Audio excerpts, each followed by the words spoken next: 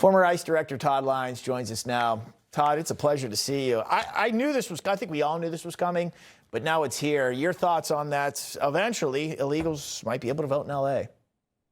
Yeah, well, thanks for having me. First off, if they really want to help them have a better quality of life, let's help them become U.S. citizens, right? They should, help them come in the right way. This is a whole policy issue that could be solved with having them come in the right way, enjoy the American dream, enjoy the American culture, come here, be American citizens the right way. But no, instead, we're coddling a class of citizens that have broken the law and are taking advantage of our systems.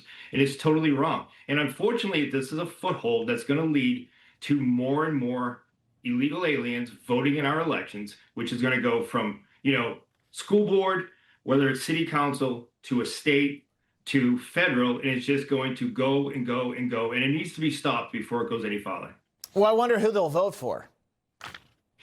Unfortunately, when we think about, the Statue of Liberty, right, and we think about the country, how it was built on the back of immigrants, where we wanted people to come, right? You think about Ellis Island, where we had it in the Immigration Nationality Act. You couldn't come here and be a public charge.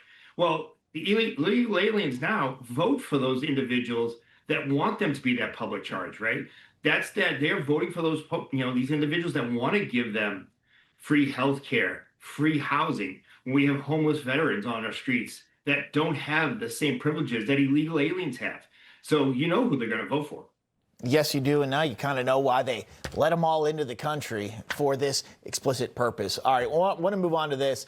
The Trump administration, they've been cracking down on fraud in Massachusetts now. 15 arrested, including 11 illegals, accused of stealing more than $1.4 million in American taxpayer-funded SNAP, Social Security disability payments, housing assistance, and unemployment benefits. So here is the DOJ on the fraud happening there. Take a look. American citizens were boxed out of these programs because illegal aliens took their names to then take their money, or more accurately, your money, the American taxpayers' money. Illegal immigration carries real and substantial costs to American taxpayers and places enormous strain on our public benefits systems. Well, Todd, I feel like they come here and then they almost know how to game the system, or they all start doing it. It becomes almost like a business for them. Case in point on Minneapolis, what went on up there. 100%. And kudos to our fraud czar, Colin McDonald. He's, him and his team are doing great work. Leah Foley, the U.S. Attorney from Massachusetts. You just look at this case up here, these 11 individuals. That's just the tip of the iceberg, right? To your point, they do come here, and it's truly a racket. It is organized crime.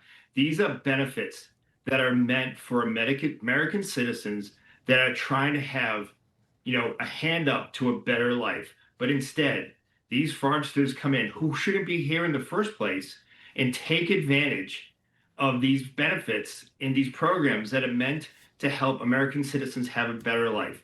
And a lot of time, it's, you see organized crime come in from cartels because they know they get these people in, they can send money back to home countries, and it can fund other organized, criminal activity. And it just goes on and on. And to your point, look at the work that, ICE, Homeland Security Investigations did with the U.S. Attorney's Office and the FBI in Minnesota.